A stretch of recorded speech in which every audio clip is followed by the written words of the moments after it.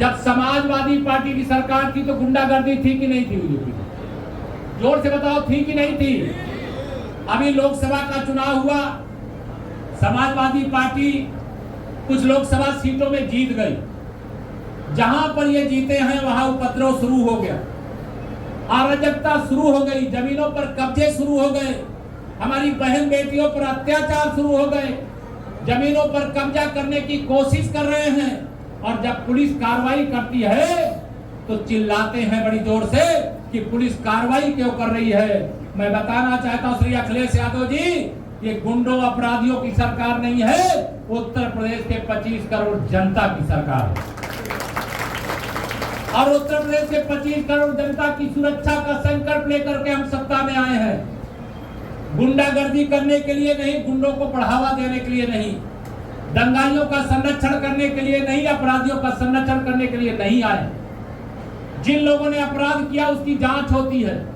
अभी मैंने देखा कन्नौज लोकसभा से जहां अखिलेश यादव सांसद हैं, उनके ही पत्नी श्रीमती डिंपल यादव के एक प्रतिनिधि थे, वो मिनी मुख्यमंत्री वहीं से सांसद हैं, आदरणीय विधायक हैं हमारे असीम अरुण जी।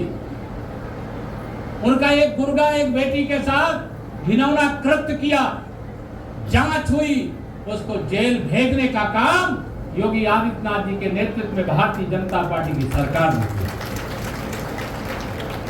अभी अयोध्या के अंदर एक सांसद बने,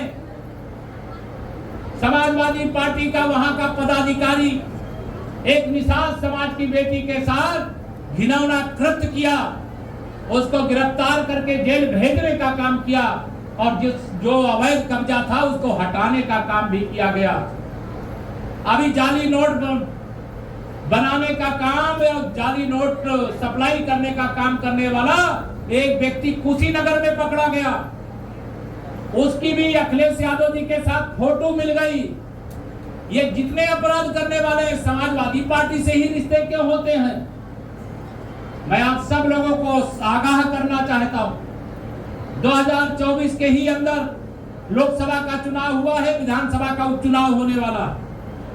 मोदी जी के हाथों को मजबूत बनाने से भारत मजबूत होगा, भाजपा के मजबूत होने से भारत मजबूत होगा। मझवा विधानसभा में विधानसभा का उपचुनाव होगा, तमाम विरोधी दल के लोग आएंगे, जिनकी राजनीति का आधार परिवारवाद है, जातिवाद है और तुष्टीकरण है, भ्रष्टाचार है, माफियाओं का संरक्षण करना है, अपराधियों का संरक्षण करना है। ऐसे दल के लोग आपके बीच में आते होंगे, लेकिन हमें सतर्क रहना, सावधान रहना, आप विश्वास रखना। अभी भी वर्तमान में भी देश और प्रदेश में भारतीय जनता पार्टी की सरकार है और आप सबके आशीर्वाद से आने वाले समय में भी भारतीय जनता पार्टी की ही सरकार रहेगी। 2027 का विधानसभा चुनाव होने से पहले उत्तर प्रदेश के 10 विधानसभाओं में उपचुनाव होने हैं। जब भी उपचुनाव होगा, बताइए कमल खिलाओगे कि नहीं खिलाओगे? दोनों हाथ उठा बताओ ना, खिलाओगे ना? अगर आएंगे झूठ बोलने वाले, कहेंगे संविधान खतरे में है, संविधान को खतरा हो सकता है क्या गरीब माँ बाप के बेटे के रहते हुए? हो सकता है क्या? आरक्षण को लूटने वाले, जिन्होंने आरक्षण नहीं दिया था, उसके लिए एक लंबी लड़ाई हुई थी। आज आरक्षण को कोई आंख नहीं दिखा सकता, कोई आंच नहीं पहुंचा सकता। ये मोदी जी की गारंटी की बात मैं आप तक पहुंचा रहा हूं। अभी वो अमेरिका जिनकी चर्चा भी हमारे असीम जी भी कर रहे थे, दुनिया के किसी देश में जाएंगे, किसी प्रदेश में जाएंगे, जा करके देश के खिलाफ विस्फमन करने का काम करेंगे। आज कहते हैं हम आरक्षण और संविधान को खतरा नहीं होने देंगे। अरे राहुल गांधी जी और श्री अखिलेश यादव जी, आज आपको अखिलेश यादव जी को तो पीडीए याद आता है, लेकिन ये उत्तर प्रदेश के मुख्यमंत्री थे, किसी को याद है कि नहीं याद है? याद है? जब ये मुख्यमंत्री थे इनको पीडीए याद आया था क्या? आया था क्या? इनको सत्ता चाहिए, इसलिए पीडीए की बात करते हैं। और श्री राहुल गांधी जी, आप मनमोहन सिंह जी की अगुवाई में 10 साल देश की सरकार चलाए हो, लेकिन देश को डुबोने के सिवा कुछ नहीं किया। आज प्रधानमंत्री मोदी जी के नेतृत्व में आत्मनिर्भर भारत बन रहा है। दुनिया की तमाम ताकतें जो नहीं चाहते कि भारत आत्मनिर्भर बने, जो नहीं चाहते भारत की माताएं बहनें भी कमाई करें, जो नहीं चाहते कि देश के नौजवान भी आगे बढ़ें, वह सब चाहते हैं कि अमेरिका में सामान बने, चीन में सामान बने, विदेश में सामान बने और भारत में बिके। लेकिन मोदी जी ने कहा है कि हम आत्मनिर्भर भारत, अर्थात हमारी मतलब कुएं में डाल देना है। सपा बसपा कांग्रेस को वोट देने से किसी का भविष्य सुरक्षित नहीं है। उत्तर प्रदेश की बर्बादी के जिम्मेदार यह लोग हैं। मैं आप सब लोगों का आह्वान करूंगा, इस चुनाव की जिम्मेदारी आप अपने कंधे पर लीजिएगा और जो भी समस्या, ये ध्यान रखना 10 साल में माननीय मोदी जी के नेतृत्व में 100 साल आगे बढ़ा है हिंदुस्तान। ये जो 5 साल चल रहा है, आप विश्वास रखना इन 5 साल में हम और 50 साल आगे बढ़ेंगे और दुनिया के अंदर भारत का मान बढ़ेगा, सम्मान बढ़ेगा, भारत की पहचान बढ़ेगी और भारत का उत्पाद दुनिया के हर बाजार पे उपलब्ध होगा। प्रधानमंत्री जी तो कहते हैं खाने की कोई टेबल लगे उसमें भारत का पैदा किया गया सामान, चाहे दाल हो, चाहे चावल हो, चाहे सब्जी हो, चाहे अन्य कोई सामान, वहाँ उपलब्ध ही होना चाहिए। इस लक्ष्य को लेकर के काम कर रहे हैं। आप सब इतनी बड़ी संख्या में आए हैं। मैं समझता हूँ जगह छोटी पड़ गई है और बहुत सारी बात थोड़ी व्यस्तता। भारत माता की, भारत माता की, विंध्यवासिनी। इस चौपाल प्रदेश जो हमारे समाज कल्याण मंत्री के रूप में बहुत अच्छा काम कर रहे हैं, पुलिस के बहुत, और 2022 के चुनाव से थोड़ा पहले अपने पुलिस के अधिकारी के पद से इस्तीफा देकर के भारतीय जनता पार्टी के सदस्य बने। पार्टी ने उन्हें चुनाव लड़ाया, वो विजयी होकर के आए और प्रदेश सरकार के मंत्री के रूप में बहुत अच्छा काम कर रहे हैं। उनकी मैं प्रशंसा कर रहा हूँ। ऐसे श्री असीम अरुण जी, जिन्हें अभी आप सुन रहे थे, हमारे अनुसूचित मोर्चे के अध्यक्ष, हमारे बहुत ही प्रिय हैं श्री रामचंद्र कनौजिया जी। खड़े हो जाओ। हाँ, रत्न जी खड़े हो गए, ठीक है। हमारे आपने 2027 तक के लिए बनाया था, लेकिन आप सबके आशीर्वाद का प्रताप ऐसा है कि 2027 तक इन्हें विधायक नहीं रहना पड़ा, बल्कि 2024 में भदोही लोकसभा से भारतीय जनता पार्टी के सांसद बने। ऐसे डॉक्टर विनोद बिंद जी, मजवा के आशीर्वाद का अंदाजा मैं लगा सकता हूँ।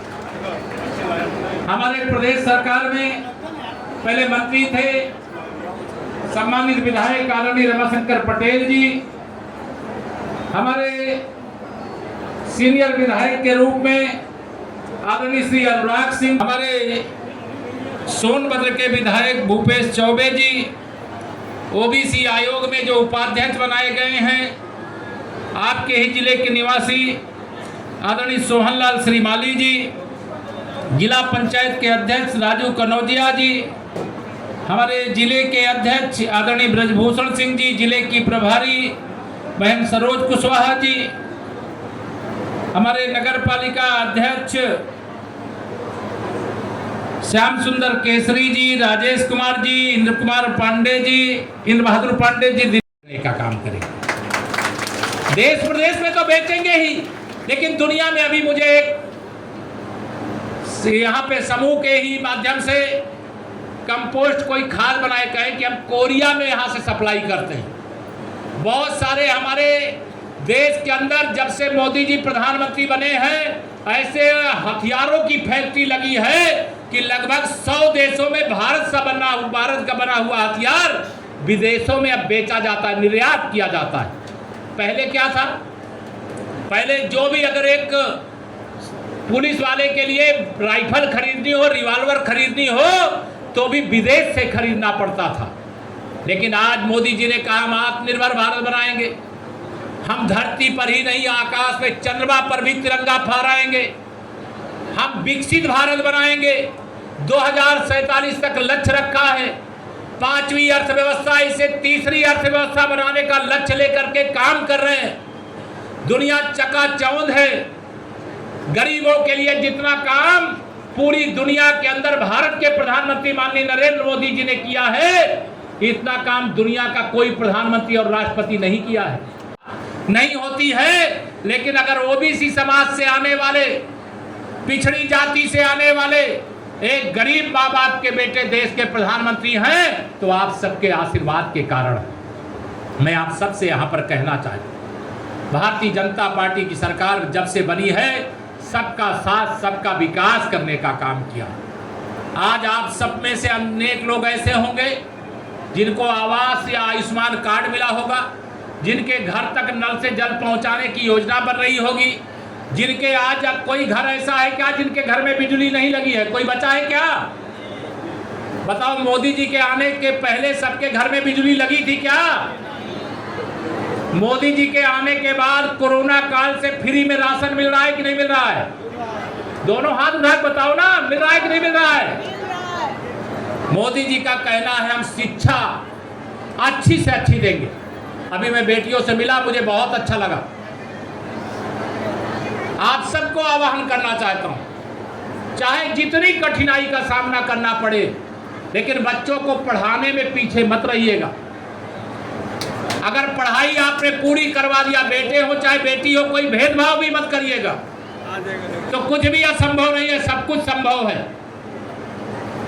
और बच्चे आज उत्साह के साथ पढ़ रहे हैं, आगे बढ़ रहे हैं, उन्हें आगे बढ़ना है और सरकार हर बच्चे के साथ खड़ी है, परिवार के साथ खड़ी। मैं आप सब लोगों को आज यह पूछना चाहता हूं, जब समाजवादी पार्टी की सरकार थी तो गुंडागर्दी थी कि नहीं थी यूपी में? जोर से बताओ, थी कि नहीं थी? अभी लोकसभा का चुनाव हुआ, समाजवादी पार्टी कुछ लोकसभा सीटों में जीत गई। जहां पर ये जीते हैं वहां उपद्रव शुरू हो गया, अराजकता शुरू हो गई, जमीनों पर कब्जे शुरू हो गए, हमारी बहन बेटियों पर अत्याचार शुरू हो गए, जमीनों पर कब्जा करने की कोशिश कर रहे हैं। और जब पुलिस कार्रवाई करती है तो चिल्लाते हैं बड़ी जोर से कि पुलिस कार्रवाई क्यों कर रही है। मैं बताना चाहता हूं श्री अखिलेश यादव जी, ये गुंडों अपराधियों की सरकार नहीं है, उत्तर प्रदेश के 25 करोड़ जनता की सरकार है। और उत्तर प्रदेश के 25 करोड़ जनता की सुरक्षा का संकल्प लेकर के हम सत्ता में आए हैं। गुंडागर्दी करने के लिए नहीं, गुंडों को बढ़ावा देने के लिए नहीं, दंगाइयों का संरक्षण करने के लिए नहीं, अपराधियों का संरक्षण करने के लिए नहीं आए। जिन लोगों ने अपराध किया उसकी जांच होती है। अभी मैंने देखा कन्नौज लोकसभा से जहां अखिलेश यादव सांसद हैं, उनके ही पत्नी श्रीमती डिंपल यादव के एक प्रतिनिधि थे, वो मिनी मुख्यमंत्री वहीं से सांसद हैं, आदरणीय विधायक हैं हमारे असीम अरुण जी। उनका एक गुर्गा एक बेटी के साथ घिनौना कृत्य किया, जांच हुई, उसको जेल भेजने का काम योगी आदित्यनाथ जी के नेतृत्व में भारतीय जनता पार्टी की सरकार ने किया। अभी अयोध्या के अंदर एक सांसद बने, समाजवादी पार्टी का वहां का पदाधिकारी एक निषाद समाज की बेटी के साथ घिनौना कृत्य किया, उसको गिरफ्तार करके जेल भेजने का काम किया और जो अवैध कब्जा था उसको हटाने का काम भी किया गया। अभी जाली नोट बनाने का काम और जाली नोट सप्लाई करने का काम करने वाला एक व्यक्ति कुशीनगर में पकड़ा गया, उसकी भी अखिलेश यादव जी के साथ फोटो मिल गई। ये जितने अपराध करने वाले समाजवादी पार्टी से ही रिश्ते क्यों होते हैं? मैं आप सब लोगों को आगाह करना चाहता हूं, 2024 के ही अंदर लोकसभा का चुनाव हुआ है, विधानसभा का उपचुनाव होने वाला है। मोदी जी के हाथों को मजबूत बनाने से भारत मजबूत होगा, भाजपा के मजबूत होने से भारत मजबूत होगा। ये विदेशी शक्तियों के इशारे पर खेलते हैं, जो आतंकवाद को बढ़ावा देते हैं, जो तुष्टीकरण करते हैं, वो देश को बर्बाद करने का काम करते हैं। इसलिए मैं आप सब लोगों का आह्वान करूंगा, लंबी बात नहीं करूंगा, बाहर भी लोग हैं, अंदर भी हैं, उमस भी है। आज मैं उसी गरीब माँ का बेटा देश का प्रधानमंत्री बना हूं और किसी गरीब माँ बहन को वह कष्ट नहीं सहने दूंगा। इस संकल्प के साथ अनेक योजनाएं गरीब कल्याण की अभी आप में से बहुत सारे लोग बहुत योजना नहीं जानते हो। मैं जानता हूं यह मिर्जापुर जिला हो चाहे सोनभद्र जिला हो, इसमें बड़ी संख्या में हमारे आदिवासी भाई बहन भी रहते हैं। उनको आवास की सुविधा अलग से बनाई गई है, और जिनको अभी प्रधानमंत्री आवास योजना, मुख्यमंत्री आवास योजना का लाभ न मिला हो, मैं आप खुले मंच से कह रहा हूं, पहले बड़ा घोटाला होता था। सर्वे रिपोर्ट जो आती थी, जनगणना होती थी, गांव में जाके समीक्षा करते थे, तो जो गरीब आदमी होता था उसको कागज में अमीर दिखा देते थे, और जो अमीर होते थे उनको गरीब दिखा देते थे। जो सुविधा गरीब को मिलनी चाहिए थी वह अमीर लोग लेने का काम करते थे। बताइए सही है कि नहीं सही है? लेकिन मोदी जी ने कहा अब ये बेईमानी नहीं चलने दी जाएगी। तीसरी बार आप सबके आशीर्वाद से प्रधानमंत्री बने, और उन्होंने पहला निर्णय लिया कि मैं अपने देश में 3 करोड़ और प्रधानमंत्री आवास बनाने का काम करूंगा। अब आपकी आवास किसको दिया जाएगा? आप लोगों के गांव में मुझे लग रहा है सर्वे शुरू हो गया होगा। प्रधानी का चुनाव भी निकट है।